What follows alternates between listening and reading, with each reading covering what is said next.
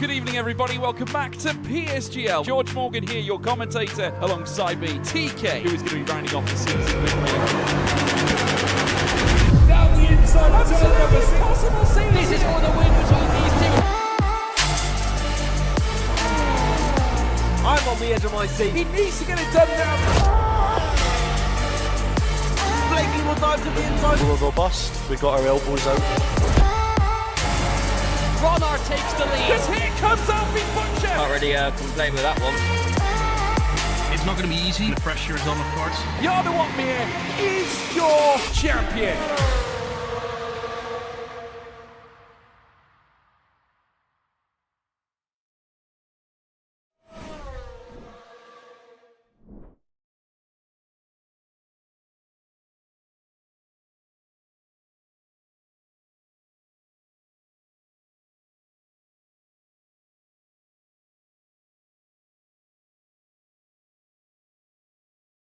Alright, now it finally picks up my mic, so here we are. Welcome everyone, and a very good evening. Welcome back to PSGL PCF4. I'll be host for tonight. My name is Mitsky, and I'm here alongside Max, as we'll be joining you for the second half of this season, hopefully being alongside each other for the remainder races. Max, how are you doing?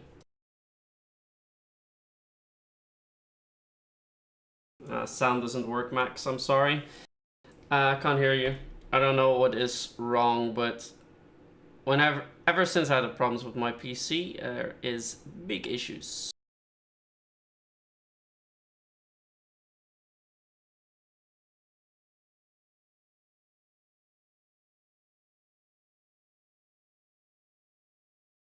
Try again?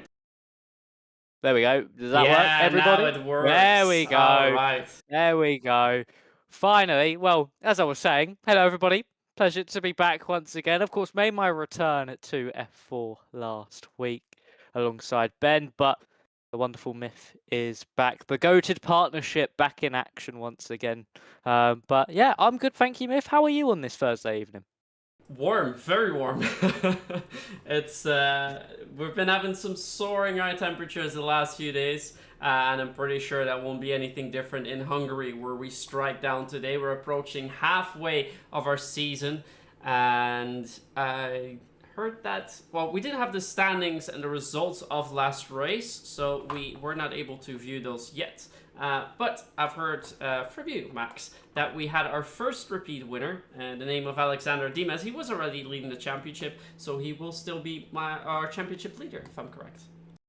Yes, he will be. Extended his championship lead, I think it was by 7 points. He got pole position, then the race victory over his championship rival, Carlos Galendo. No, sorry, he extended it by 5, so it takes his championship lead up to 7 points. My mistake there, I apologise for that. But it was Dimas from Galendo, the top 2, and then Galendo's teammate in the Alpine, Paul Adolphs, taking up that 3rd place spot. And that would actually push him a little bit further up the championship into that 3rd place overall as well. But the rest of the results aren't there just yet. I think some of them are still potentially under review, because it was many a steward's report after that race. But it was interesting indeed, Myth. It just was the Dimas show, really. He was able to just get into the lead and stay there. And even though Galendo gave him a little fight at the end, Dimas just didn't really seem phased by it and just was able to crack down and continue with this superb form to have this championship lead. Yeah, and in the meantime, I hear the ticking of the time coming down, so it means we are heading into our game. But to be fair, I was a bit surprised at the start of the season already when I saw Dimas here in F4. Because I've seen him 2 years ago here. He's moved up the ranks a little bit, and now we see him once again at F4. So maybe next season he will find his way into F3 and beyond. And another thing that I want to confirm with you, Max, we had a man in the lobby. You guys are going to see him as well in a moment under the name of Optimus Prime, but that is, of course, Chan Kinshi. Yes, that is going to be Chan Kinshi. I think it was T.S. Korsman last week who went under the name of Orange. And now we've got Optimus Prime in the lobby as well. Let's see if the leader of the Autobots can become the leader of the pack in qualifying, as we are now about to get underway. Ah, there we go. We got Kennis and Baden Leckis on the track. The McLaren and the Aston Martin, the only two out on the circuit so far as they lead the herd away. I think it is going to be the McLaren who will potentially start his first run in a moment's time, but we never actually mentioned here so far, if we are here at Hungary, a very difficult track to overtake her, and qualifying could be very, very important this evening. Yes, exactly. Overtaking is very, very tricky here, especially because we only have one DRS, well, two DRS zones, but only one DRS detection point. That's prior to turn 14, that's your last corner. And then with two zones, one on start, finish straight, and one after turn 1. But after turn 1 is really not an opportunity to overtake. So if you want to overtake, you'll have to do it on the main straight. But in general, as we've seen in the real world race out here as well, it's very, very difficult to overtake. So definitely qualifying is going to be key here. So I wonder if it's going to be all orange, just like we saw a couple weeks ago with F1 25 in action. But it will be Valendelekis who's going to take us around the first time in the McLaren. Max, take us away. Here we are then, exiting out of the final corner. DRS open with Balance as he's now heading down into turn 1. Want to break around about 75 metres, get down to third gear a little bit wide from the inside apex. DRS open, very difficult traction point there out of turn 1. You're constantly putting the power down while turning the DRS on. So we head into turn 2, about 50 metre board, getting slowed down. Many different lines you can take through turn 2, wide or narrow. So you head through the right-hander at turn 3, and the approach up to turn 4. A key invalidation hotspot, as much commitment as you possibly dare. Nicely done thus far from Valendelekis. He's now heading up into the 6 and 7 chicane. Late braking just as the curb starts, a little bit scrappy through there, wide through the first apex, affecting his run out of the chicane as we now head through the S section. Now into turn 10, this flick left, which lines you up for turn 11. The rear just dancing ever so slightly, just showing maybe a little bit less rear downforce for Balance, as onto the curb once more into turn 12. As we head into 13, another corner where you can take multiple lines. Of course, these longer radius corners, you can take many different lines and they can still produce the same amount of lap time. Through the final corner we go now. Another big slide there for Balance. Up to the line we go. This will be the benchmark. Will surely be beaten. A 1 minute 14.867 is the time to beat. That is the time to beat indeed, as we have Givano Kennis immediately beating that with a 14.2. I think the first sector that Valen did was actually quite good. The second sector, we saw some mistakes coming in. The car was not hooked up, was sliding quite a bit, and then of course we had that mistake in the final corner. But we're going to move over to Ryan to see if he can put in a nice lap time just as to come around the final corner, as Dimas currently sets the quickest lap time, our championship leader. Here though comes Ryan in the kick Sauber, comes across the line, quite nice lap time of a 14.3, so about a 10th off of all the other drivers. Then we move on to Jensen Ralston, who has invalidated sadly. Jeremy Gallagher finds himself in sector 2, matching Valendelekis in that first sector.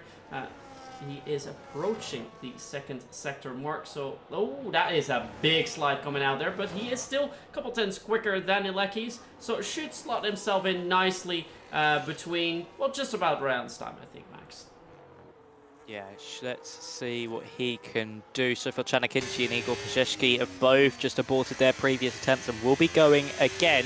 Here comes Galanay up to the line. Can he displace Dimas? Up to the line he goes now. No, only 5th fastest, just behind Thomas Lalonen in the Scuderia Ferrari. Of course, this circuit quite short, only 1 minute 14 lap times. Could potentially see cars diving into the 1 minute 13s as the push as this track starts to rubber in. So there is still plenty to play for, and a small improvement could see yourself climb up the order by quite some margin. Igor Pazeshki now coming up to the final sector, now heading into turn 13. Was up by 19 seconds in the middle sector. Of course, we'll find a lot more through the final one as well, as he was preparing to go for a second lap on this tyre. So for Igor in the V-Carb, a little bit of a wobble through the final corner, going to affect his run to the line. Up he goes, and he goes 4th fastest, a 14.452. Only 2 tenths off Dimas. That's not bad, saying he's already done a run on those tyres. No, that is not bad at all, and that will show for him what is the way to go if this is something that he feels comfortable with, or if he should just go for that fresh run just straight off the bat. Because we're now watching Jonas, who's about 10th down on his nearest competitors in the first sector, now coming around to enter that second sector, and he is now matching the lap time that we saw Gallané do. But I think Gallané made a mistake somewhere in the last sector, as he should have been much closer to everyone else. I think for Jonas, he could very well slot himself in P7. He comes across the line nicely, but he's taking it very careful in that final corner. Might have lost a little bit of time there, but not enough to keep him down more. He does indeed cross the line in 7th place. I'm just wondering if Galindo is currently on the lap. He is, and he's actually set a pretty good first sector, approaching the 26.5s.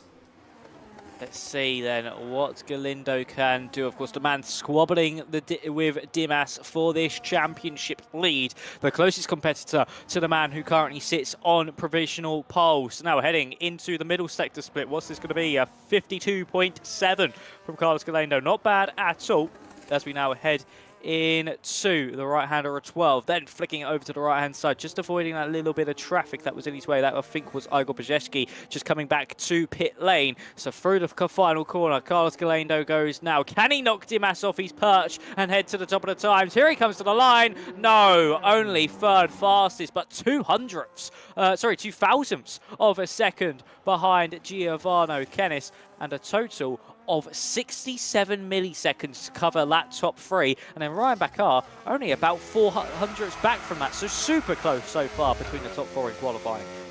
Exactly, very close, and that shows that we'll be eyeing sector times 26.6, 26.5 in the first sector, and about a 52.7 if you want to get close to that pole position time. If you're going to be under that, you might be able to get that provisional pole position, as we're currently on board with Giovanni Galiotto as he starts his first fly. I'm not sure what happened on the first run. Goes very wide in the first corner, so that is an alternative line for him as he now makes his way through 2 and into turn 3, hard braking zone. He needs to be very careful there, keep it nice and tight, and he does let the car flow out nicely out into 4, now approaching the end of that first sector. How close is he to the 26.6s? He's actually 3/10 off there, but has a great turn 7, now approaching second sector. This is where it gets more technical. This is where he needs to keep that car hooked and has to drive those nice lines. Does take a lot of curve there into the quick right left-hander as he now makes his way into the Mickey Mouse section. A little bit too much curve there, not the most ideal line for Giovanni. He now approaches the end of sector 2. Good exit though, but with a 53.2, he's still about half a second off provisional pole lap time. Yeah, he certainly is at the moment. That's the glorious thing about this circuit as well, is that in the first and final sector, you can sort of drive your own line as Giovanni actually aborts and comes into pit lane.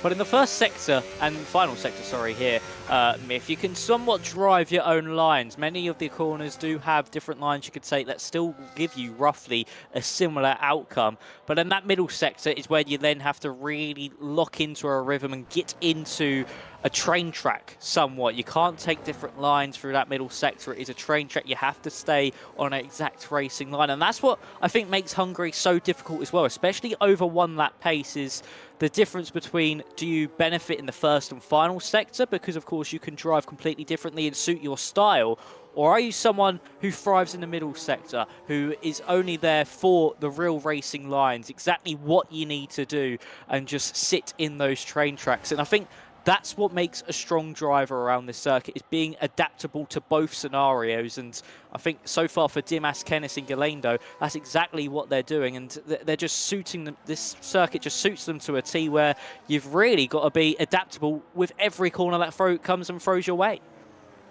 And that is exactly the case as we now watch Igor Piasecki going for his second run. Now in his first run he got quite close, had a little bit of a slide, but he's actually aborted already in that first sector. So I'm not sure if he was going for a slipstream onto Chanachinsi, who also aborted already on the start-finish straight. But we have a few drivers in our current top 5 who are on for laps, including Giovanni Kennis, who currently sits in P2 with that Aston Martin.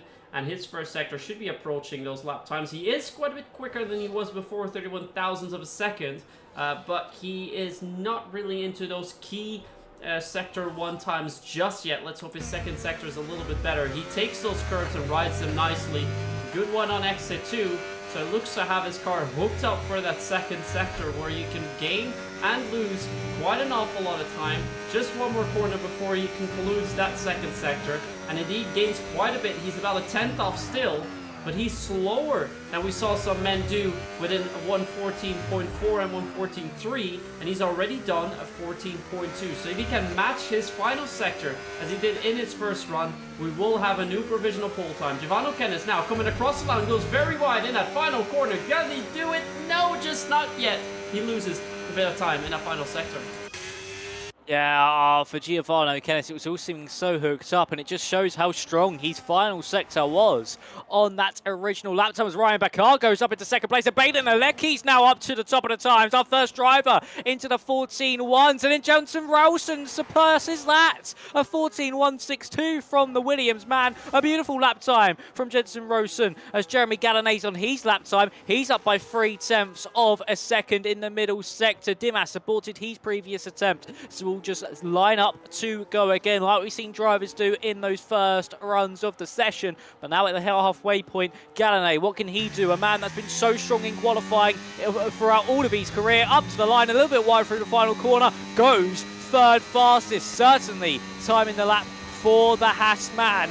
But the question is now, can Dimas fight back? He's already done a second outlap on those tyres essentially, but will they have the grip and the purchase to give him the lap he needs as Chanakinchi now goes up into 5th? So for Dimas, a very big lap indeed to give him the upper hand heading into the final runs. You know, we saw him take a little bit of extra curve there in turn 4. Seems to be the best way to go at it. He's about half a tenth already up in that first sector. There's a little bit of a slide coming through in 7 before approaching 8 and 9. It looks to be quite a good run for Dimas, but we see more and more drivers go for that extra warm-up lap. Seems like Hungaroring does suit the cars and the tires for this, and for Dimas, it will be his strike to try and get back on that provisional pole. His second sector is a little bit better and does put himself up for a provisional pole lap time. Just 2 more corners to go. Can he keep it nice and tight? He does do so nicely in 13. Just 14 left. Don't go for a slide as we saw a few drivers do already. Keeps it nice and tidy. This should be a provisional pole again, Max. Can Dimas do it? He does! He approves even more and is the first to dive into the 14.0s. Spectacular lap time there from Alexander Dimas. That's exactly the laps you want to be setting at this stage of qualifying, as Giovanni is now on a lap time of 27, a 26.7 in the middle sector, and a huge slide through turns 6 and 7 respectively as well. Lucky to keep that one facing in the right direction as Carlos Galendo now goes up into 4th fast. It's a 1 minute 14.191, the exact same lap time as Baden Aleki's as well. So 2 superb lap times there from the drivers on the second row of the grid, and Giovanni is really just overdriving this car at the minute. He's really trying to hustle and take too much speed into the corners, and he aborts it once again. So for the Mercedes driver, all the pressure will now lie heading into that final lap time for Alexander Dimas. Just like we saw in Silverstone, he has the upper hand coming into the final runs, and can he make it back-to-back pole positions after being the first driver to do 2 wins this season? Can he make it 3? That is going to be the big question. Has a really, really good lap for him, and he has quite the margin over all the other drivers, so it will be tough to beat that current provisional pole if he doesn't beat it himself already. Just a quick update from our Discord chat. T.S. Korsman was supposed to drive as well. Sadly, he's unable to get into the game, so we won't be seeing him tonight, meaning we will have 14 drivers on the grid, all 14 that we currently find in the game. I see in the corner by a Ferrari leaving pit lane. I wonder if that's Thomas Laminen or Alexi Cavero. Looks to be Thomas Laminen, so he will be the first man to lead us into the final runs with 3 minutes left on the clock.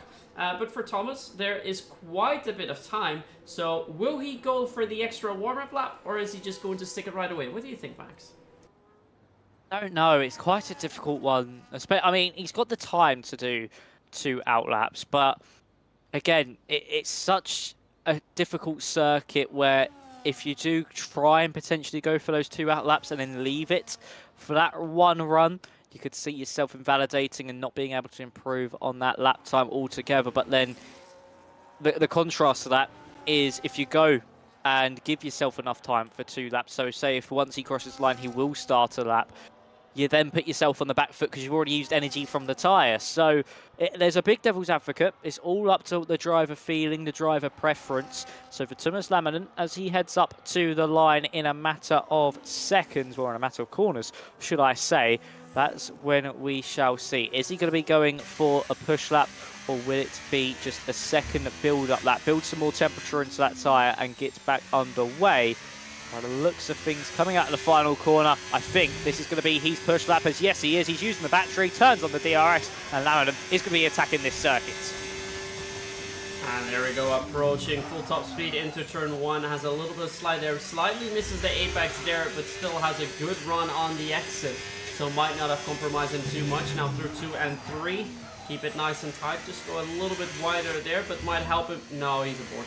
He's decided that he's lost too much time in the first 3 corners, and he has time to go for it again. He will go for it again. So in turns, we move over to Alexi Covero, who is our next man in line on a lap. Yeah, because Haas is just leaving pit lane, so Alexi does keep it more nice and tight through turn 3. Now through 4, back on that mini bit of straight towards the end of the sector, and that's a good first sector. He beats his personal best by 35 thousandths of a second, which at the moment would be enough for a 1-position game, but his first sector is good enough to match himself with the rivals up ahead in the top 5. So if he can nail that second sector, Alexi might find himself improving quite a bit, as he just has 2 more corners to go before we can figure that out. So now he comes through. Here we go then, 25.8. See, look at that. He's 4/10 up now on his personal best. He has improved in that middle sector. And all of a sudden, Alexi Covero is someone to take into consideration for potential top 5. I don't think he's going to be able to match Dimas, but he will get close to the runners up front. Just 1 more corner to go. Keeps it nice and tight through 14. There we go then. Cross start finish line, and he goes to P6. Good run from Covero. That's a very nice run indeed from Covero. One of the McLarens is now coming up to the line. That's Bulaki just starting his next attempt. Giovanni Kennis now heading through the final corner. He's down in that middle sector. Can he promote himself any higher? Yes, he can. A wonderful final sector from Kennis. Puts him into 3rd. Here comes Alekis to the line. Can he find an improvement? No, he cannot find that improvement, but Jensen Rosen can. The first driver into the 1 minute 13.9s. This now puts the pressure on Alexander Dimas and co. Dimas is up by half a tenth in the middle sector as well. So I think that's Galanay now coming to the line. No, sorry, that's Chanakinchi up to the line. He now goes into 3rd. Fastest, Ryan Bakar. What can he do in the kick Sauber? DRS open for him. Can he break into that top 5? He could go on the front row of the grid. Times coming in thick and fast. Dimas to the line. Can he snatch back pole position? No! He starts on the best, the 2nd row of the grid. Jeremy Galanay, over to you. The man who's been so superb in qualifying throughout his career here in PSGL. Up to the line he goes. Does not find an improvement either. It's going to be Jensen Rosen, unless Abdullah Bulak can do anything. No, he cannot. He invalidates his lap time, has hit the wall as well. He's lost his front wing. So it's going to be Jensen Rosen, who has finally returned from his hiatus from holiday, and he has hit the front of the field here in Hungary with a superb lap. The only driver to get into those 1 minute 13s. Take a bow, son. Yeah, and just when we thought that it was not really a driver that could get close to that pole lap time from Dimas, it's Rausen who snatches that away by quite some margin on a short track like the Hungarian, and the only driver to dive into the 1 minute 13s. Great job for him. As for Dimas, he lost a little bit of time in that first sector, did improve over a 10th in that second sector, so definitely was a little bit more in the tank for him, but not enough to snatch away that pole position. He starts in the 2nd row in P3 with Ryan Bakar in between them, who is having a great stand-in performance, if I'm not mistaken. Is that right, Max? Yes, Ryan is actually standing in for this evening. He is a reserve, so a brilliant way to showcase yourself, to put it onto the front row of the grid as we now head into race time. but this is going to be very interesting indeed. Of course, Galendo, the man sitting second in the championship, is currently 7th. Of course, Adolphs ain't here, so the next driver in line, I think, would be PSGL, who's only starting 12th as well. So for Dimas, even though he's got 2 cars in front of him and he's not on pole position, he really does have the upper hand at the moment when it comes to this entire championship battle. Yeah, and it does look a little bit more dark than I thought it was during qualifying session, so I wonder if weather is going to come into play at all. Don't see any drivers making any mentions of it in the Discord chat for now, but of course we'll keep you posted on that if that changes. We will have 14 drivers on the grid. We have our main competitors for the championship here on the grid, but remember, it's only race 6 of 12. There's still a lot that can happen, as we have seen in previous seasons here at PSGL F4. So definitely not all is lost, and we have another race next week before we head into another break week. But tonight, all of our eyes will be focused and shining on the beautiful Hungary, the track that's located 11 miles northeast of Budapest, 2.7 miles or 4.38 kilometers. I already mentioned DRS zone. It's 618 meters from the grid to turn 1. The track's 50% full throttle, and the pit lane time loss, also important to notice, is 20.4 seconds, Max. Yes, even though it does seem quite short on the circuit, it's still a rather long pit lane actually, and you do cut off the final corner as well, so you lose a bit of time through there too. Even though you are on that inside line, you are going a little bit slower than your competitors, so it does overall have a big effect on this race, and the undercut will certainly be very powerful indeed around a circuit like Hungary, where of course it's nicknamed Monaco without the walls. Overtaking is very difficult, so your best bet could be looking at the strategy and having fresher tyres compared to older ones at a circuit where traction is oh so important, and mid-corner rotation as well from the cars oh so important. But the lights are getting underway, so Miff, take us away. And lights are off and off we go, and it looks like a good start from Rausen on the outside, who's got a pole position, but Dimas absolutely flying, already seemed to be alongside Ryan Bakar as he wants to be on that inside line. Brown's taking an awful lot of speed on that exit. He's taking over the lead from Jensen. Rausen Ryan doing great work here. Dimas is going to try and follow him to try and take that short line. Rausen's going to be pushed outside. There's no space for him there. He does still keep it there. He does. He has the space, but they're still alongside each other. It's also close. Will it be Rausen or Ryan? One of them has to yield at some point, but no, they go through side by side through turn 5 and 6. And it now finally is Rausen who's come out ahead. Giovanni Kennis is trying to get into the mix. Dimas is going to drive a little bit defensive there, but it looks like everyone's come through nicely in that first bit of the lap. Zeshki is trading places with Jonas for P10, but it's Rausen who keeps the lead ahead of Ryan and Alexander Dimas, and then Giovanni Kennis and Sean Lachinsky in P5. Hard but fair racing there from Rausen and Bakar.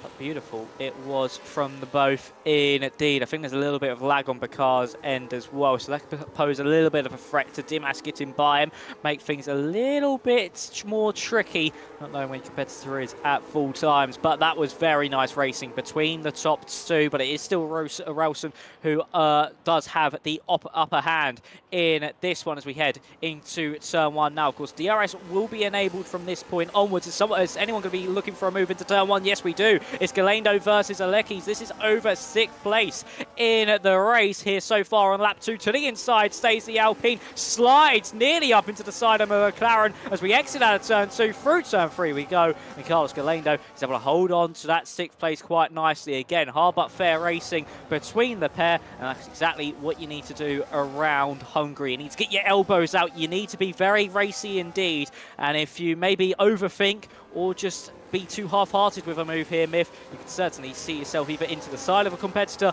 or spinning rounds.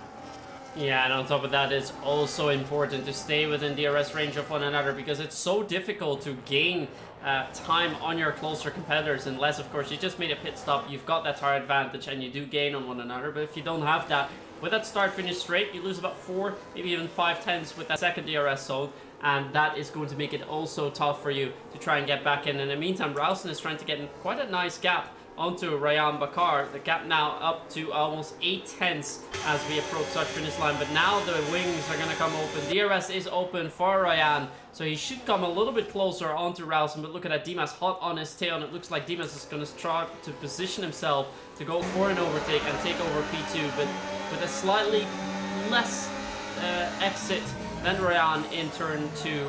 He won't be able to go for that just yet. Stay behind for the remainder of this lap, unless, of course, a mistake is made.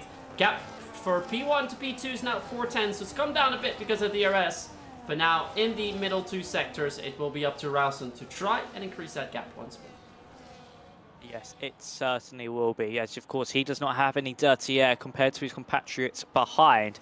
So he'll be able to have as much rotation, as carry as much speed through the corners as he likes, compared to everybody else who have to battle with that little bit of natural understeer, because the cars in front are just breaking the air, making less downforce on the fronts of the cars, as Ryan actually goes a little bit wide through turn 12 as well. That's really going to play into the hands of both Dimas and Rosen too, as we then head into the final couple of corners. That gap just nearly teetering over a second. Luckily for Ryan, he was able to keep within it at the detection zone to be able to close back up to the Williams once more. But Dimas, you would think within the next few laps or so, could potentially start to strike on Ryan, seeing that Jensen is starting to streak clear into the distance.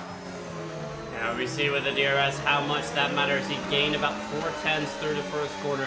Now in that second DRS zone, Round's going to gain yet again a 1/10.5 on Ralston. Just going to keep that gap nice and tight. So without any mistakes, it'll be very, very hard for Ralston to pull away in that 1 second mark. What we do see is that Galindo has been able to get that gap onto Balandelekis. That gap from 6 to 7, now 1.2. So we have 2 DRS strains at this point, and that means that our top 6 will be able to drive away a little bit, but also opens a window of opportunity for Alexi Covero. It's only 4/10 away from Balandelekis up in P7. And in the meantime, as we're in the middle of the track, gives us a little bit of time to look at the tires that we have, and we're all on medium, so no surprises there, Max. Yeah, no one having an upper hand over the other so far in this race. Everyone on the mediums is going to be a medium hard, you would think, to this for this race as the main strategy. Excuse me, at hand. If we're looking at the highest gainers and the highest losers, everybody except from Przeszki has gained 2 spots. That's including Cavoro, Galindo and Kennis. And then you've got Chanakinchi, Alekis and Galanay all down 1, with Laminin down 2. And actually, an early pit stop here from Igor Przeszki. Is that for damage, or is that a genuine pit stop, as there is actually Cavoro versus Alekis as the Ferrari with the DRS is able to make his way past the McLaren? But for Przeszki, that is a genuine pit stop for him. So he's going for the undercut, potentially going to see if he can connect himself to this top 6 train once more with these fresher tyres. But with everybody else having DRS, it's going to be a real struggle in that first sector. Yeah, I think Przeszki realized the gap between 6 and 7 is now over a second. In order to try and get anything going in this race, with the qualifying not being the way he would have liked to, he will have to go for an alternative strategy. Maybe he will even go for a 2-stopper, who knows.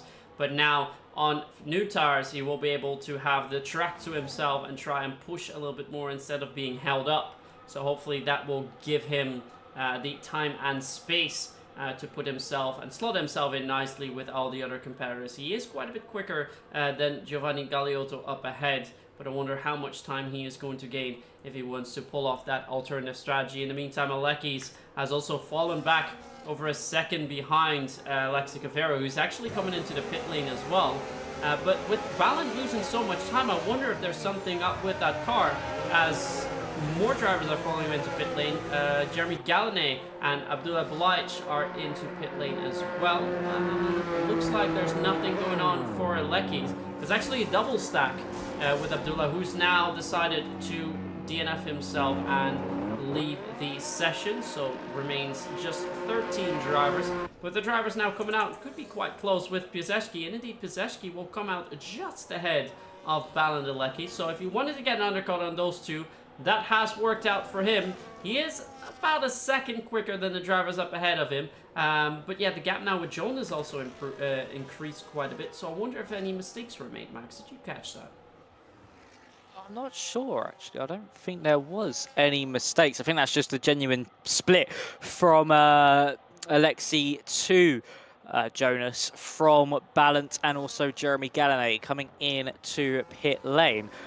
And I'm going to potentially say these drivers could be on a 2-stop strategy. I don't see those hard tyres going 30 laps into this race. That'll be a big tyre whisperer gamble if they want to. And actually, Jensen Ralston from the race lead is now into pit lane as well. I think the 2-stop is definitely the one on the cards here this evening, with Chan Akinci and Carlos Galendo also into pit lane. And for Chan and Carlos, this could be a really big moment for them, because of course Bakar, Dimas, Kennis, the drivers in front of them have now all come into pit lane, and we saw how strong that undercut was from Pajewski, and he could now potentially see himself on the back of the Alpine within a few moments time, or even in front of the Alpine as they're heading down the main straight. Now here comes Pajewski. Is he going to get in front of both Carlos Galendo and Chan Akinci? They're 2x2 through the first corner. Alekis as well trying to go around the outside of Galendo. He's done that one nicely, but of course Pajewski doesn't have the DRS compared to the Haas, and he's able to just sit behind for now, but being pushed by both Alekis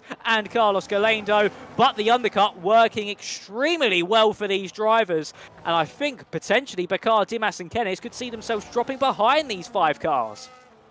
Yeah, we do see quite a nice gap though for Jensen, Ralston and Chan Akinci, of course, also ahead. But look at that, Ralston has a 2.5-second gap over Chan Akinci, so that means that likely Ryan and Dimas should come in this lap. Although actually they decide to extend. Giovanni does take that call and does go into pit lane. I think Dimas knows that it is his time to strike and take over the race lead, as he is also our championship leader. Is going to go around the outside, has that over speed, will fly by nicely. But I want to see where Giovanni is going to come out on. The gap now to Ralston was 16 seconds there.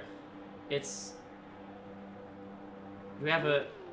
Whoa, okay. A little bit of lag. I thought that took a lot longer than we thought. It's actually a great pit stop from Ralston, who comes out quite far ahead. And look at that, yeah, with Giovanni, as you mentioned, indeed, he's going to come in right in the middle of this pack. He's lost 2 positions. Pieseski is ahead of him. Chan Akinci is ahead of him. And now Balandelekis wants to try and make something work here, but good defensive driving from Giovanni. But that opens up the door for Carlos Galendo, who's now dispatched Balandelekis once more. They were fighting at the early stage of the race. Now after the first pit stop once again, but it shows that even if you were ahead, stopping just that little bit earlier does give you that track position. And so far, I think, Max, it's safe to say Pieseski made a great call stopping that early. He certainly did, because of course now he's potentially going to get in front of the likes of Kavoro, Bakar and also Dimas too. So for Pajewski, he's really done a nice strategy, but his tyres are going to be a little bit older come the end of this stint. I would be surprised, sorry, if anybody tries to one-stop from this stage. It's actually Dimas, Bakar, Kavoro and everyone actually on those mediums staying out for an extra lap. And that is really surprising indeed, especially for the likes of Jonas, Thomas Laminen and Giovanni as well, because you'd think they'll potentially come into pit lane to negate the loss they have over everybody else, as there is actually a squabble between Laminen and Giovanni. As to the inside goes the Ferrari over the grass at turn 2. A little bit of contact made between the pair as Thomas Laminen swoops around the outside through turn 3, and that carries on in that 5th place, as Kennis now able to get past Pajewski for that 9th place overall on the road and 3rd place in this hard runner train. So I think there is going to be a battle of the strategies here, Myth. The 1-stop versus the 2-stop. I'm expecting everybody in that top 6 to be on the 1, and then everybody behind who have boxed for those hards to be on that 2-stopper strategy. And this could be very tasty, especially come the end of this race. Yeah, the alternative strategy is definitely coming into play nicely now. Let's see. Because Dimas is approaching the final few corners of the track to see if he's going to already dive into pit lane. Now he's still going to stay out, but he will likely stay out for a few more laps. There has been a mistake though. Chan Akinci has dropped significantly. He's made a huge error at the end of sector 2. I wonder if he's got any damage. We can't see that just yet. But he's definitely lost a lot of track position. For Pieseski, it means he's still close to Giovanni, but Giovanni's lost a little bit of time onto Jensen Ralston, so I think there was a little bit of a hiccup between them. Ralston, in the meantime, has started to close that gap provisionally onto Giovanni Galeotto, and he's doing so with a nice pace. Gap now 5.6 seconds, and I think max in about 4 or 5 laps time we will see them come in. But there's another thing that we need to consider with these alternative strategies. We've seen the dark clouds before. We saw them at the start. We still see them. If we go on board, we see them all around the track. Could they be going for alternative strategies because they're expecting rain, Max? That could certainly be a question that could be answered within a few laps' time indeed. Are they looking at the radar? Have they seen it before the race that there could potentially be some droplets of moisture onto the circuit? And that could really throw things up in the air. Have these drivers that switched onto the hards thought about the short-term gain that these fresher tyres can have over the likes of those mediums? Of course, you want to be on fresher tyres when it comes to the rain period, so the track gets greasy. The older tyres, they lose the grip quicker. You have more tread on those fresher hard compound tyres than those 9-lap-old mediums, or 10-lap-old now, as they've crossed the start-finish line. So that could be the question indeed. It's actually, over the course of this lap, Pazieski's lost about 1.3 seconds to the likes of Giovanni Kenneth, who's just set the fastest lap of the race, and here comes Carlos Galeno now to the inside line. Really split this train up, has Pazieski. And you can see how much even a 2-lap tyre delta to the car in front of you or behind you has on terms of impact to the cars around you. So for these drivers that are staying out longer, they're going to be monstrous fast compared to the likes of Rosen and Kenneth by the time they do eventually come into pit lane. So there's many questions that could be answered. Is there going to be rain? Is there not? And what happens with this tyre delta? Yeah, so we're only 11 laps in of 35, so not even at 1/3 of race distance, although we're approaching that fast. A lot of questions for us to answer, and it's definitely proving to be an interesting race so far, with split strategies, possible threat of rain looming around the Hungaroring, and it is Alexander Dimas who's now actually gone over a second gap onto Ryan, who has decided to come into pit lane. Around Bakar is now in. Lexi Cavero continues. Jonas continues together with Laminen and Giovanni Galeotto. So he's the only one, the top 6, has decided to dive into pit lane now. Curious which tire he is going to choose. He was on the mediums, of course. If he goes to hards, there's no threat of rain just yet. And he's just going to the hards. So even though we have dark clouds, Max, I don't think there's going to be rain anytime soon. Otherwise, this pit stops makes 0 sense. I don't think there is going to be either at any point. You can see how much damage staying out that long has done to Bakar. It will happen to Dimas, Cavoro as well, Orpel and Laminen too. It just shows how much damage, because Shanakinchi had that spin. He has spun on this set of tyres. He's made a mistake, dropped 4.3 seconds back from the pack he was with, and he's still come out in front of Ryan Bakar, who was second place on the road and just behind the race leader Alexander Dimas. So this is really tense times for the likes of Cavoro and Dimas, who are fighting these drivers at the front of the field. And they're really now going to be put under all sorts of pressure, and they're going to have to try and fight their way back up through the order. Jensen Rosen now onto the back of Giovanni Galeotto, as we're now going to see him head into the penultimate corner, as Igor Pazieski now picks up a 3-second time penalty, as you now see Orpel and Laminen in as well. So these drivers will start moving out the way for Jensen Rosen to unleash his pace once more. And Jonas Orpel picking up a 10-second time penalty as well to boot. That's not going to help his race at all, as Rosen now moves himself up into third. He's able to get past Giovanni at the earliest possible opportunity. But the question is for Dimas and also Bakar, how far behind are they going to come out to the rest? Yeah, that is a big question. Of course, Dimas had about a 1-second lead over Ryan, so we could assume he's going to drop back around the same zone. Ryan, of course, is going to have massive overspeed now, so might even drop behind. But another man I want to keep an eye on for now is Giovanni Kenneth, currently in P5, provisionally P2, of course, because he's made that pit stop. He was gaining quite significantly on Jensen Rosen, about 4 to 5 tenths a lap, even they stopped around the same time, so definitely has a lot of overspeed. Currently stuck behind Giovanni Galeotto, so he's going to have to make up for that lost time again in the next lap, as Rosen has managed to get that 1 second between him and the Mercedes driver. Giovanni, of course, going to fly by in the start-finish straight if Giovanni does not decide to go for pits. Dimas has decided to come into pit lane now, so this is his pit stop at the end of lap 13. Could be close for a one-stopper, but to be fair, Max, if he wants to make it work, if he wants to win this race, he has to go for a one-stopper. But I think seeing the race progress so far, the one-stop is the best call. Yeah, I think it certainly could be. It's going to be his only hope, because if he tries a two-stop, he'll be absolutely nowhere. So for Dimas and also the likes of Bakar, they're going to really be on the back foot, especially at the end of the race when these other drivers do come into pit lane. They'll be pushing hell for leather, not worrying about the tyre, and they'll be closing in at a rate of knots, as unfortunately Jonas Orpel is our second retirement of the race. We're down to 12, and Dimas has come out about 4 seconds behind Ryan Bakar as well, showing how much a 2-lap undercut does really affect yourself from the drivers around you. And for Ryan, he's done really well to now be the leader of this alternate strategy. And for Dimas, he's going to have to try and hunt him down. But we've seen how big a 2-lap tyre difference does to pace and performance. We saw it Pajewski and Galendo. Galendo was being able to take so much more speed into the corners over the V-carb. But still, a long old way to go into this one. As Giovanni, is he going to come into pit lane this time around? You surely think he will. But still, a very long way to go. And it's still anybody's game with these two different strategies that we're going to be seeing this evening.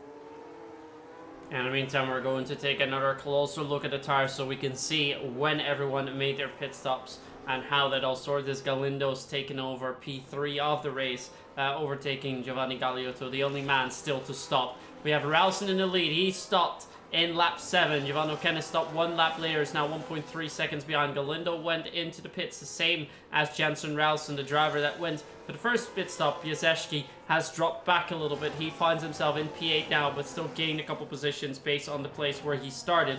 Alexander Dimas has been leading the race for quite some time.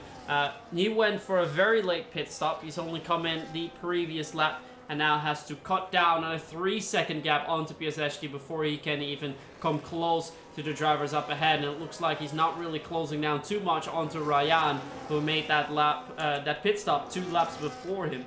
He now finds himself 4/10 behind Jeremy Gallané.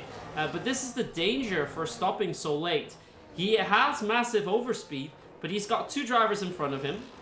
And then there's no DRS gap. So he is in a bit of a DRS train. It will not be easy for him to overtake, but if he does do so quickly, he does have a nice chance of cutting down those gaps and still fighting for a potential podium or race win. But he needs to get a nice exit here. He lines himself up nicely, so that's great work from Ryan Bakar. He will have to go for a double overtake potentially. He uses all of the battery that he can use. He's going to dive to the inside line. He's going to try and decide. Oh, he punts the driver a hand down. And Balanalekis has spun out of the race. Ryan wanted to go for one overtake, but to be fair, Max, he should have sent it fully down the inside and it would have been fine. Exactly what I mentioned just as the race started on lap 2, where if you go for half-hearted moves, you are surely going to pay the price, and you see yourself either hitting another competitor or spinning around yourself. And that's exactly what has just happened, as Dimas is able to get past Pajewski quite quickly there. So much overspeed compared to that V-carb, and Gallané just let Bakar through as well. Doesn't want to squabble, knows there is still a fight to be done throughout this race, and there's not going to be any point in losing time to the cars around you either, as Dimas is getting about half a second through that chicane alone over Jeremy Gallané. He's absolutely flying at the moment, is the Red Bull, really just pushing the absolute limits of that car and tyres. Now Pajewski coming under attack from Alexei Cavoro, as there's the move done from the Ferrari into turn 12. Opportunistic overtake from the Ferrari, getting it done as soon as he possibly could. And he's able to move up into that 8th place as Giovanni is finally into pit lane. And Igor Pajewski now in once again. Is this to retire, or is this to try another pit stop? Because these tyres will surely take him until the end of the race from this point onwards. Looks like Alekis has gone a time penalty into pit lane. Piasecki has retired from the race. Alekis has retired from the race. So that means if you just finish the race now, you're going to get, well, at least with the traditional way, you're going to get some points out there. So that is a nice prospect that the drivers will have. Look at the overspeed Dimas had, though, on the exit of turn 4, just flying past through turn 6 now onto Gallané. And now he has a 1.4 second gap onto Ryan Bakar, who he was fighting with for the provisional race lead early on. He has that 2-lap offset, the 2-lap fresher tires, and he will be able to catch up quite quickly with him. I think he might even have DRS at the end and start of next lap. And after that, it's a 4-second gap onto Galindo. Then it's further 2 seconds to Giovanni Kennis, but he's actually moved himself in DRS range of our race leader and also pole position man, Jansen Rausen. So a lot of different strategies, and it looks like so far, Max, stopping that much later, I thought it was going to be a huge deficit, but they're able to gain on the others very, very quickly. They certainly are. This tyre delta and tyre deficit is actually working into their favour quite nicely. And Dimas is a man on a mission. Your championship leader, over the course of the past sector and a half, has taken out about a second out of Ryan Bakar. He is absolutely flying at the moment, certainly going to be the quickest car on the circuit. And we could see him onto the back of Carlos Galindo if he's able to get past Ryan within the next lap or so. The time it will take him to catch up to Carlos will probably be 2 or 3 laps because he is absolutely flying at the moment. It's extortionate pace from Alexander Dimas, and he really is just going hell for leather. He is just pushing the absolute will out of that car, using every single ounce of pace of lap time that it possibly can give him. But it's going to slightly stagnate through this middle sector now. He's got a little bit of dirty air from the kick Sauber in front. But here, Myth, Dimas and Bakar can certainly work together with one another to catch up to the rest of the field ahead and maybe DRS swap with one another. Yeah, let's see how they're going to play that, but I think Dimas is going to have quite a bit of overspeed, so if he can overtake Ryan quickly, he's going to overtake and then just fade off in the distance. But how quickly can he dispatch that kick Sauber? He needs to do so now. A slight mistake from Ryan on exit of turn 14. The gap's still about half a second, and I think he's using a bit of battery to try and defend. And for Dimas, he's going to come from too far, meaning he can't put in a move just yet. Maybe now then, exit of turn 2, leading up into turn 3, but the gap's still too big. It looks like Dimas is a little bit stuck behind Ryan. Ryan has managed to get cut down about half a second onto Carlos Galindo up ahead. I'm pretty sure Dimas can make bigger steps if he can dispatch Ryan, but behind him, Alexi Covero's actually closed down the gap on him and put himself into that fight. So he stopped at the same time as Dimas. He was significantly further away than the other drivers, but he's seemingly making that second run work wonders for him, and he's even got more pace than Dimas at the moment. It certainly does. I think Dimas is just trying to play it behind Ryan, save some battery, save some tyres, and then potentially attack and hunt down Carlos Galindo in front, but he's not getting close enough at the moment. That dirty air really affecting this Red Bull. He's super fast in the clean air, but once he gets stuck behind the car in front, who's on similar aged tyres with similar pace, it's certainly going to affect him dearly. As Jensen Rausen now into pit lane. He's only done 12 laps on those hards. We'll need to do about 15, 16 on the next set. That will certainly take him to the end, but it will be a little bit of a push. And now the hunters become the hunted. The prey becomes the predator. And Jensen Rausen will be trying to hunt down the likes of Dimas and Bakar. But it's going to be such a big gap, such a big delta, that I think if these guys stay as they are, Dimas, Cavoro and Bakar stay in this little train, I think they could certainly help themselves stay ahead of Rausen by the time he catches up to them. Yeah, and the big question is, of course, for the drivers that stopped quite a bit later, so Thomas Laminen, Lexi Cavero, Alexander Dimas and Ryan Bakar, can they perhaps go for a different tire other than the hards for their final run if they can extend this stint just a little bit more? I don't think they're going to do that. I think the hard compound will be better. The drivers do seem to be quite on their toes with that. It seems to be working out nicely for them. And also the gap to Galindo has decreased quite significantly, now down to 2.4. But I think for Dimas, he will just try to settle in a little bit, try and save a little bit of those tires, then go 1 or 2 extra laps compared to Ryan when he dives into pit lane, and try and use that offset on the tires to try and get that race win. But he knows he can't stop too late. Giovanni Kennis is going to answer onto Jensen Rausen's call. He dove into pit lane quite early. And it looks like for now, no, Gallané has also decided to come into pit lane, but the eye is now on Rausen. Will he stay ahead of Giovanni? And if so, by how much? Because the drivers will come out quite close to one another. Rausen now on start, finish straight. Giovanni is now exiting pit lane. He will come out ahead. He will have gained a little bit, but that gap not too much. And now for Giovanni, it's key for him to get back into DRS range. Gap now 1.7 seconds, so it's a great outlet from Rausen. But now he needs to make sure that he stays put and keeps that gap over a second. Otherwise, he'll be under serious threat from the Aston Martin. Yeah, this is where the two strategies collide, the two-stop versus the one-stop.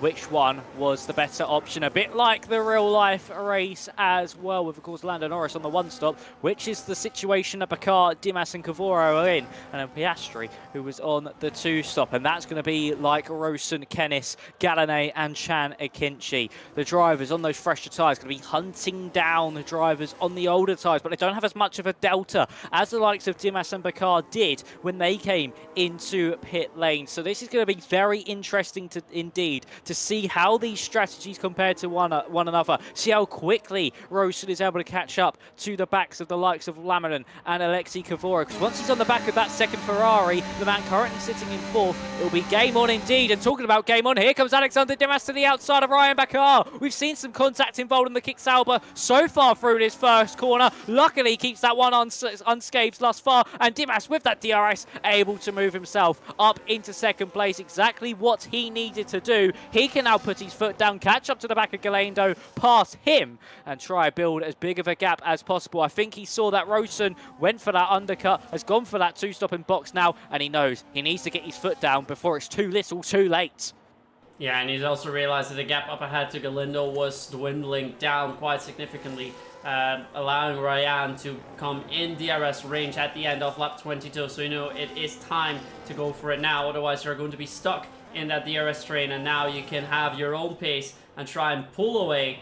And with that, stay close enough to Ralston, to Givano, when you're finally going to make that pit stop, because that is who the fight is with.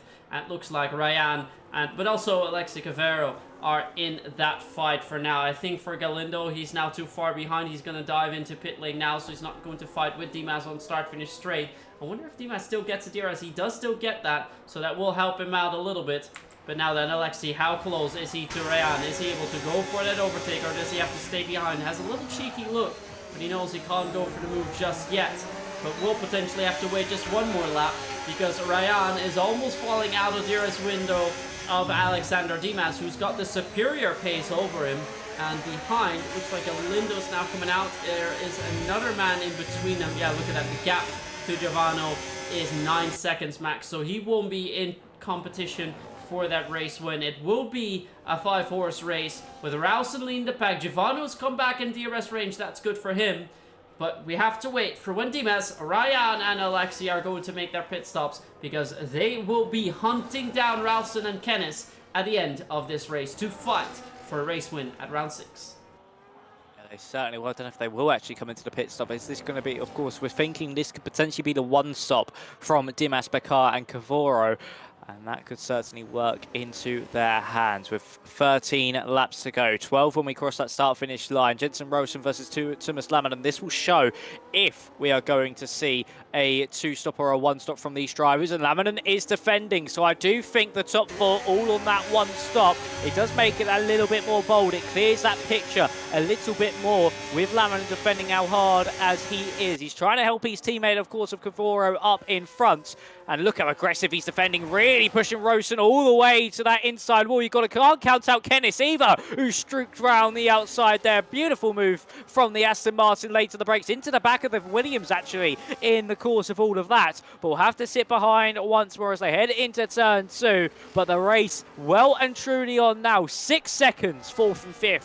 Rosen and Kennis have to gain to the back of Cavoro before the race really does truly begin. And the question is, who will come out on top? Will the DRS save the top 3, or will Rosen and Kennis's delta and tyre difference just be paid too much of a dividend and just be too unstoppable to allow them to get through?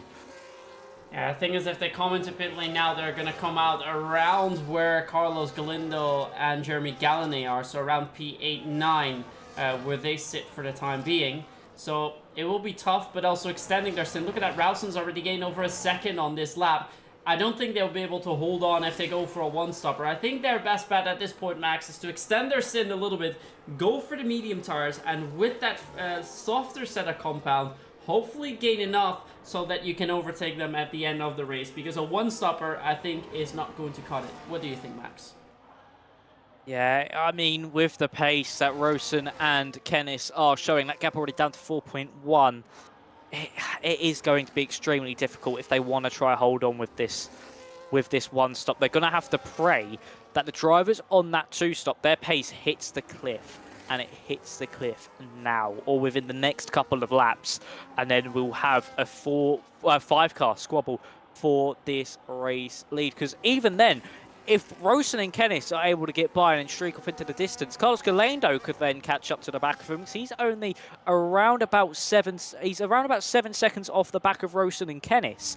And with the pace that everybody's showing, and with a bigger tyre delta as well, he could then be the one that poses a threat, and that'll be detrimental to Dimas's championship lead. So I think if they want to come in, I think it's now or never. They'll have to come in now, I reckon, if they want any chance of fighting for this race win, because if they leave it too late, won't have enough time to catch back up. And it is really all about these key moments. This is what championships are made of. These key decisions. Do you stick out on that one stop and firm it, or do you come into pit lane? Brandon. And there's our answer. Ryan Bakar into pit lane.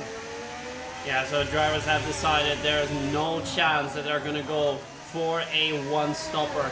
Ryan knows that he's going to get overtaken at some point, but the curious thing is, what tire is he going to choose for? We know that Ryan stopped 2 laps before Cavero and Dimas, and he is going for the hard, so he's going to take it safe and sound. But for Dimas and Cavero, maybe they can go for an alternative strategy, as Rausen really flying to the back of their cars. Gap now 2.2 seconds. As Ryan comes out 6 seconds behind Jeremy Gallinet.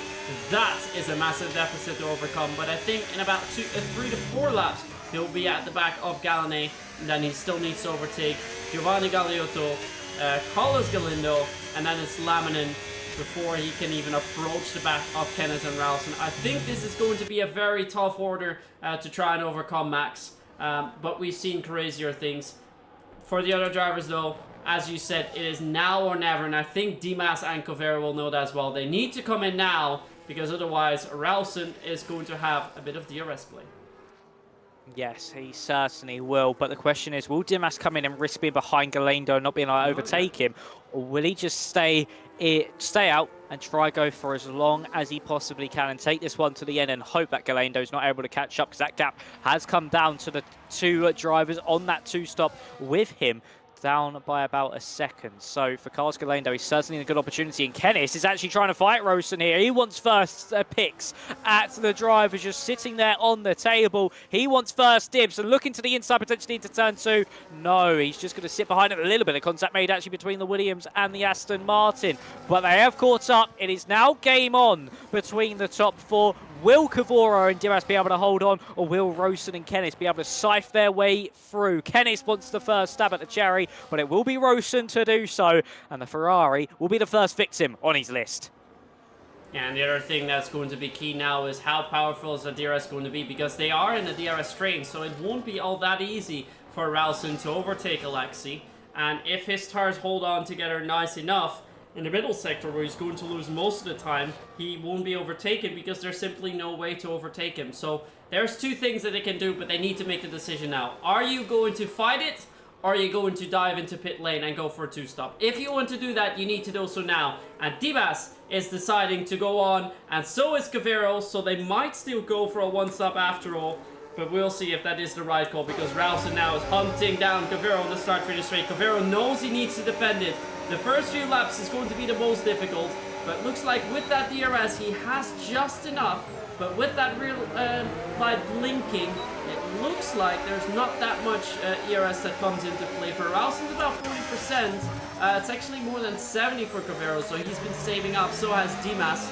So it will be a nice fight all the way to the end.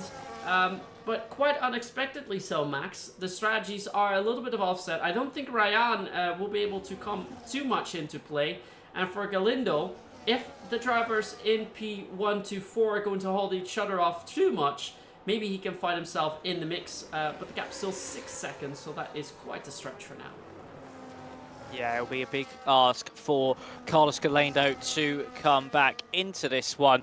But he has found about, he's found about half a second through turn 5 alone. That's just the congestion of that top 4, backing up into one another through that middle part of the lap. But for Dimas and Cavoro, I think they've done this perfectly, and I think Ryan may have jumped the gun a little bit too soon. He may have just thought, oh, these guys are so quick behind, I might just go for that 2-stop.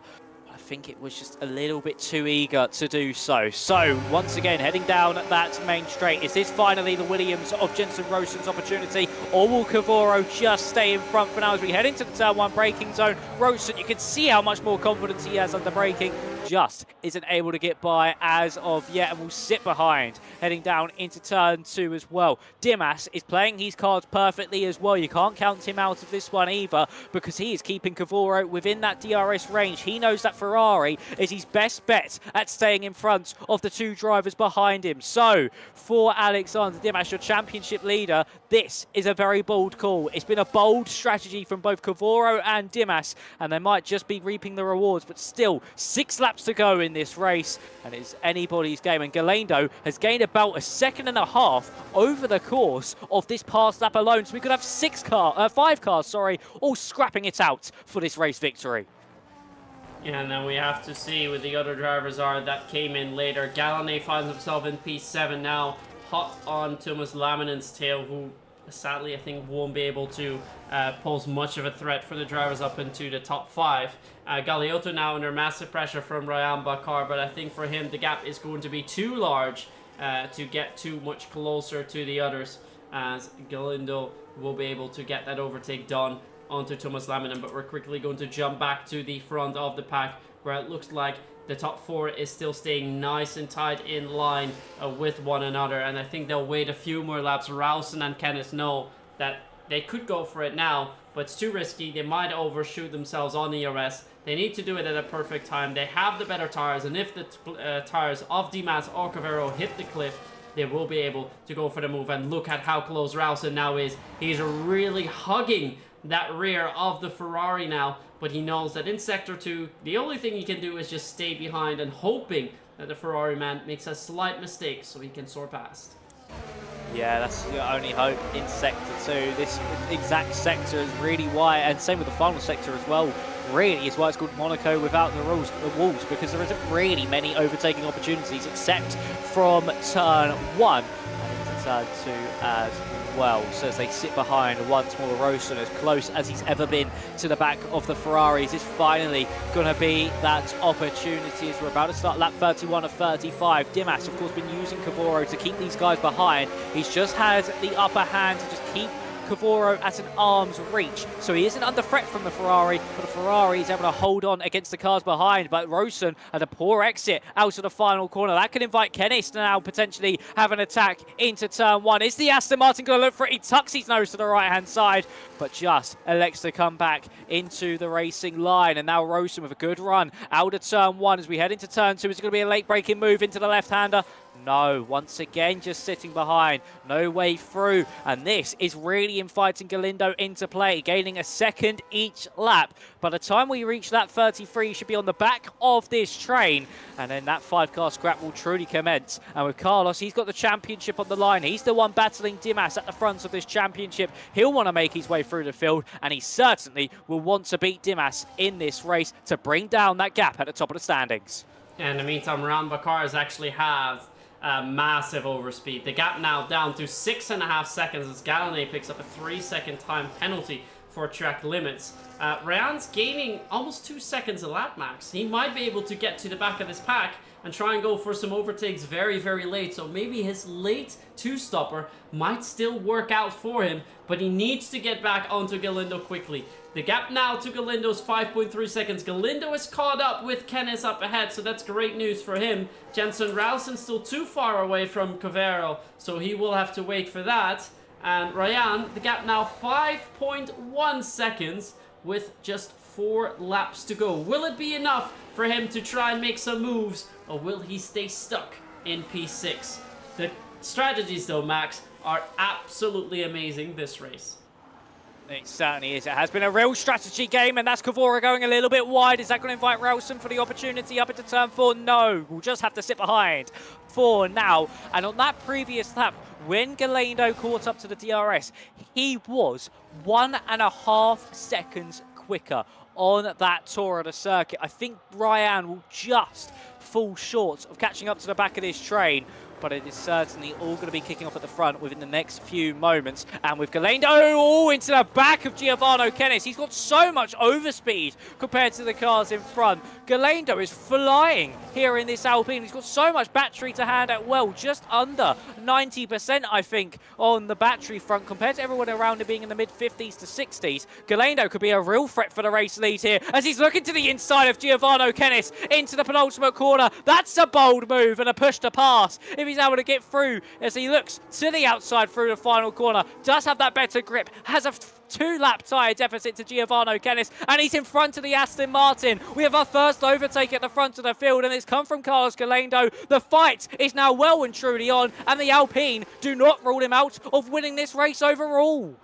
Yeah, and in the meantime, Ryan has caught up by about a second in that previous lap, but unless the cars up ahead are going to fight more and more, there won't be a chance for him to come closer to still mount and overtake.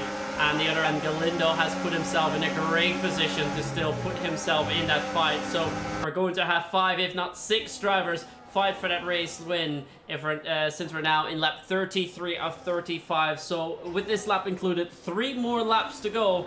The 2 drivers up ahead have opted for a 1-stop. That is Dimas and Cavero. They lead Rowson, Galindo, and Kennis. And behind, Ryan Bakar now 2.9 seconds away, but he will need to be within DRS range as soon as humanly possible. But Galindo, indeed, as you mentioned, Max, absolutely flying. He wants to overtake Rowson sooner or later, and I think his best bet is to do it right now at this lap. If he can do it, he needs to do it now. If he can dispatch 1, if not 2, he has Dimas for the taking. They need to get rid of the Ferrari, and then they'll be golden. So here we go then. Galindo onto Rowson, who's also closer to Cavero. Behind him, Kennis is too far away. He won't be up into contention anymore. Galindo goes for the inside, a late move onto Rowson. Puts it in the inside, a little bit of wheel banging there, but it looks like Galindo might have just done it. He is ahead. He is ahead of Rowson. He's completed the overtake with some very aggressive driving. Goes very wide to win turn 3. He's still on the inside, and he's through. Galindo finds himself in P3, and he's now up into 5 with Cavero and Dimas. Galindo might just make this work. It might just make this one work. What a race this would be from Galindo. Just hard racing, beautiful moves, and that was certainly a hard but fair move. A little bit of contact, but at the end of the day, it was very, very nice indeed. But he's only got 1 more lap once we cross that start-finish line to seal the fate of this race. And he needs to get past Cavero now. He's going to look to the inside into turn 12. He's looking for it. Late on the brakes goes the Alpine. More contact, this time with Alexi Cavero. That's going to allow Jensen Rosen to now go around the outside through the penultimate corner. The Ferrari goes deep. Here comes Giovanni Kennis to the inside, getting not only 1, but potentially 2 now as he heads around the outside of the final corner of Jensen Rosen. Carlos Galindo in front of Dimas, uses everything he can to catch up. Ryan Bakar is closing up as well. Here comes Kennis to the outside line through turn 1. Is he going to be able to cement himself onto the podium, or will Rosen be able to hang on to this one? The Aston Martin looking to the left-hand side. Is he going to be able to do it? To the inside he goes. Rosen will have the line for turn 3,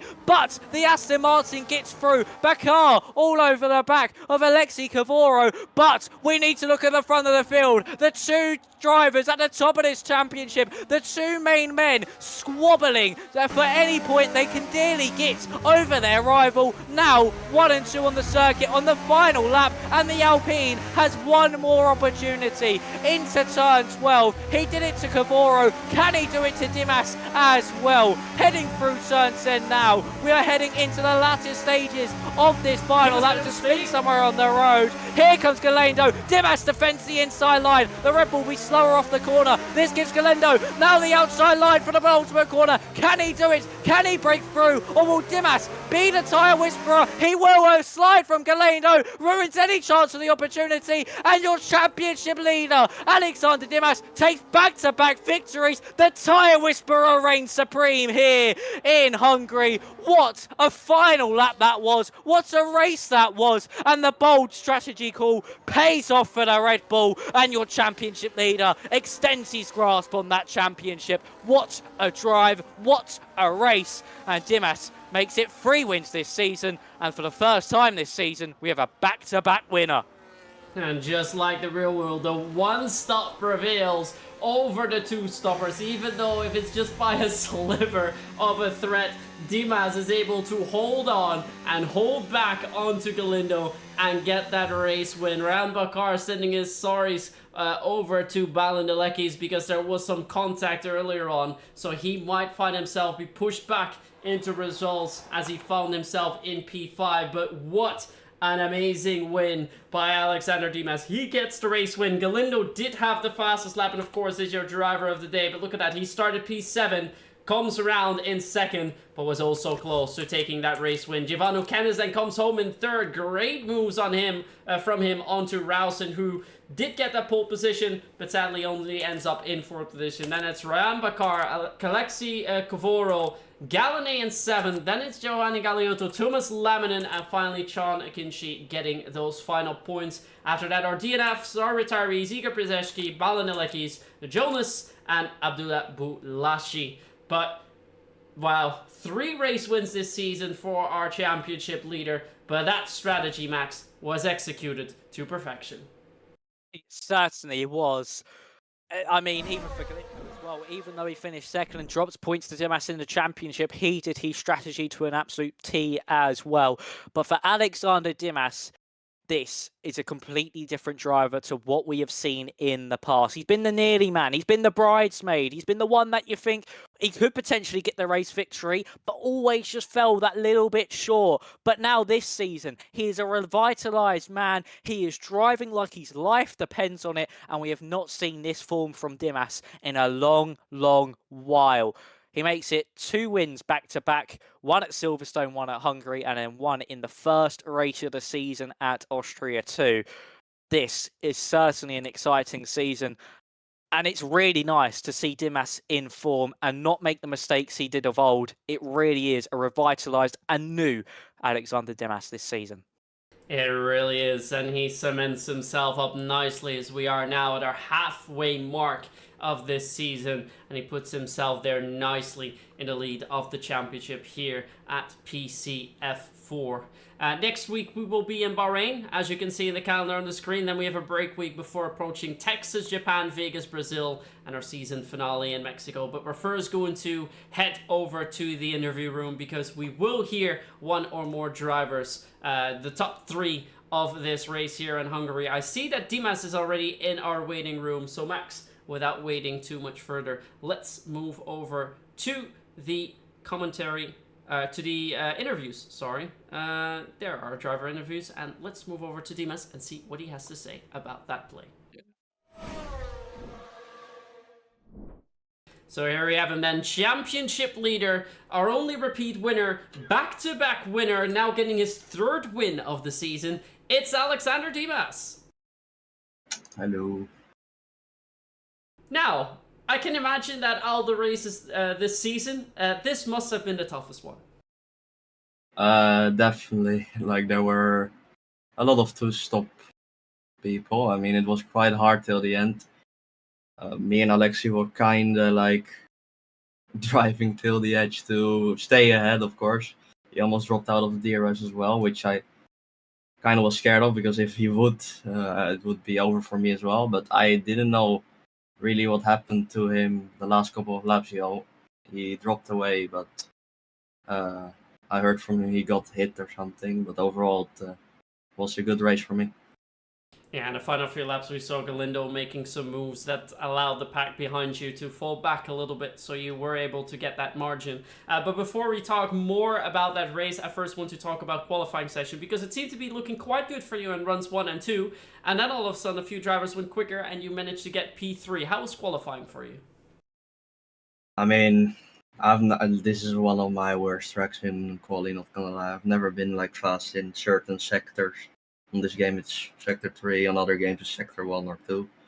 I mean, I was quite happy with the top 5, of course. Could have gotten way better after I did my lap, because I did a lot of mistakes, but yeah, I mean, P3 is P3, and then securing the strategy, of course. I mean, the race where you get points, not the quality. So overall, I couldn't care really if I was P3. Yeah, well, you started from P3, you had a nice pace at the start of the session, and then you saw race leader Jensen Ralston go for the fairly early pit stop. Were you expecting that? Yeah, we were expecting some people to go to stop, but not like the whole grid basically. Um, I mean, of course it's fast, like it's probably faster, but not in the long term. I feel like if you have multiple people, so I was kind of scared that everyone was going to do a two stop because then I would kind of like lose a lot of position at the end. But luckily there was one guy, of course, at the one stop. But I mean, yeah, that's it basically. Yeah, that helped you maintain that gap just a little bit. We saw that you were with three drivers. Was Round Bakar who went for that late pit stop, so he indeed dove away from that. He managed to catch up with you guys in that final lap, managed to get into P5, but it looks like that one stop was the best strategy in the end. Yeah, of course you need to manage your tires. I think that's what made people not do the one stop. But I mean, I didn't really understand what Ryan was doing because he pitted really early, but also too late for a two stop. So he was kind of in the middle of a one or two stop. So I don't really get what happened. But yeah, overall we got the win, so couldn't care less. Max, any questions from you? Yeah, I mean, a couple from me here, Dimas. Of course, congratulations on the race victory tonight. But coming to the end of that race, I know you had Cavoro behind you, but just from a standpoint alone, how difficult were those tyres to drive on in those final few laps? I mean, I was saving quite well. I'm not gonna lie. Like I had almost no tire wear compared to what I should have, so I could easily like push. But I think if it would take like three laps for him to overtake me or 2 laps more, because then the tires would really like die basically. But it didn't happen. It was quite hard to do, of course, with the pace. But I kept it consistent with Alexei, and I think that's one of the reasons I won because one guy was behind me on the same stop. Yeah, you did really well to hold him into the DRS. Was that the game plan as soon as you saw him behind you? Was these guys are coming, they'll be quicker. So as long as we hold Alexei in that DRS, I should be fine. Was that the plan? It was more. I was kind of like when they caught up, I put on the pace, like I was stopping with saving, but I saw Alexei kind of dropping away, so I hoped for him he could get to the pace as well because I can't really drop back because I would probably get overtaken by him because of the straight line speed differences we had. So I just sprayed for him to stay in the DRS basically, which he did at the end, and then I think unfortunate incident which caused him not to get P2 because he definitely could have gotten that.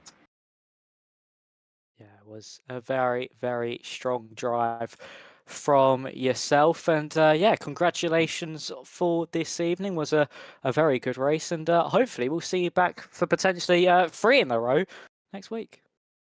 Right, see you later. See you later. Alright, and from our race winner, we're going to move on to the man who's managed to get some nice overtakes in the end, perhaps controversial as well, but we're going to talk to him about the latter stages of the race. Moving in now is Carlos Galindo. So there you have him, the man who ended in P2. Carlos, welcome to the commentary box. Thanks. So, quite a tough race. You had to cut down on your huge deficit in those final few laps. You managed to catch up. You had to go all or nothing. You did go all or nothing, and you managed to end up in P2. How were those final laps for you? It was a bit stressing because I needed to catch the train and then overtake 4 people to get the win. I just needed to be a little bit aggressive on the last few laps, and that's what I did. Maybe someone can report, I don't know, but I just was trying my best and I almost got the win. But yeah, last sector is hard to overtake, so I take the P2. So overall, I mean, you went for a pit stop a little bit later than the other drivers. It didn't seem like you were in contention for the race win for most of the race. Is that correct? Yeah, I started P7 and I fell off the train at the start of the race, and yeah, it was pretty difficult to maintain the pace all the race and try to catch the leaders back. Well, you did manage to do so, and I'm pretty sure if it was for not just one more lap, you would have been able to get that race win there. So great strategy all the way through. We are now at our halfway mark of the season. Of course, you're in the championship fight with Alexander Dimas. What are your thoughts on the next bit of the calendar, the final 6 races? Yeah, I need to start gaining points on Dimas because he's consistently strong. He has 3 wins now, and yeah, I really need to work on my quali so I can fight for something in the race and maybe win the championship against Dimas and the other guys that are a bit farther behind. Very good, very good. Max, any questions from you? Yes. One from me, Carlos. Congratulations on the second place. But we head to Bahrain next week. How are you feeling? You're going to be racing, and are you confident around there, or is it one of your weaker tracks? I don't know if I will make the race because I'm on vacation and I just come at Spain on Thursday, maybe Friday. So I don't know if I will make the race, and if I make it, it will be with poor practice. So yeah, I'm just hoping that Dimas doesn't get the best result on the next round, so I can still be in the fight for the last ones. Yeah, well, hopefully you do make it, but if not, enjoy your holiday, Carlos. Hopefully, well, let's hope it's a good one. And yeah, hopefully see you next week. If not, we'll see you in it's Texas after the break week we'll have, and hopefully, if we don't speak to you next week, we'll speak to you then. Okay, thanks, guys. All right, then, and then moving on from P2, our final interview with a man who ended up in P3. We will have some things to say about that, but let's first move him in before we talk more about that. Here is Giovanni Kennis. So we saw him catch up to the back of Jensen Ralston, then he fell back a little bit more. We thought he was not going to be in contention anymore, but then the final few laps he did manage to pop himself back up and managed to finish in P3. Giovanni Kennis, welcome to the commentary box. Hello, hello. That must have been some very exciting final 2 laps for you, wasn't it? A little bit, yeah. Well, take us through. How was it? Did you expect to end up at the podium at all? No, not really. I really already kind of gave up my race when we couldn't overtake P2, I think, because then we were just stuck in like a really bad pace. So yeah, then I kind of gave up. But then yeah, the final few laps I got pushed by Carlos, I think, and then I went back a place. Um, Yeah, but then some chaos happened, I believe, with Jensen and the Ferrari. I'm not sure, but then yeah, I could take P3. Yeah, it was a really, really nice overtake from you at the end. And in the middle part of the session, we saw that you had some very nice pace as well, because after you made your second pit stop, you're about 2.5 seconds away from then net race leader Jensen Ralston. But you're able to catch up with him quite quickly and seemed like you had some really good race pace. Yeah, it was decent, yeah, but I couldn't make more of it because I was just stuck the whole race almost. Fair enough, fair enough. Well, aside from the race then tonight, looking at the calendar, which race are you looking forward to the most this season? I'm not sure actually. Let me see. Probably Japan or Brazil. Well, that sounds good. But we still have 6 races to go. What are your targets for this championship? Where do you want to end up? Obviously, I will try to win, but yeah, it will be hard if these things keep happening. So yeah, I have to just keep getting good points, and we'll see. All right. Anything from you, Max? Yeah, one for me, kind of the same. I asked Carlos Giovanno. It was, well, congratulations on your third place. Good race from yourself today. But we head to Bahrain next week. How are you feeling around there? Will you be in attendance first of all? And you confident around there, or are is it one of your tracks where you struggle on slightly? Actually, it's a pretty bad track for me, but I won't be there because I will be on vacation. So yeah. Fair enough. So we shall hopefully see you back in the comms box in Texas, and enjoy your vacation, Giovanni. All right. Hope it Thank will you. be a good one. But we shall see you hopefully in Texas, and yeah, enjoy your evening, enjoy your vacation. Thank you. Enjoy, and we will see you soon, hopefully. As for us then, Max, I think that rounds off the race and the interviews that we've had so far. But I think strategy-wise, this was one of the best races we've had this season. Perhaps even, for me, all the way throughout my PSGL career, because that, strategy-wise, was amazing.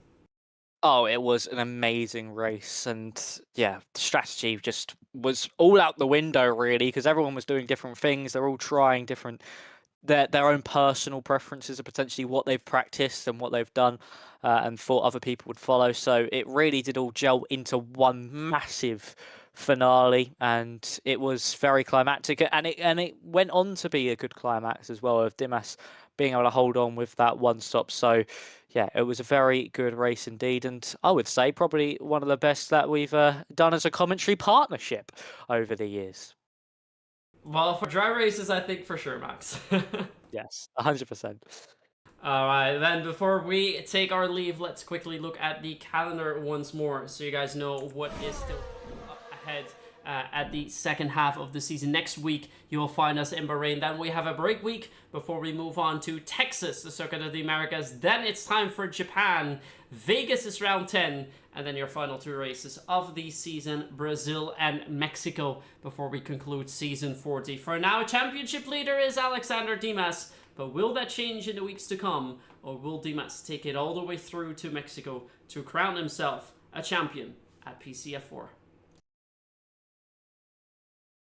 Looks like that's it for today, Max. Damn. Nice. Good stuff, Myth.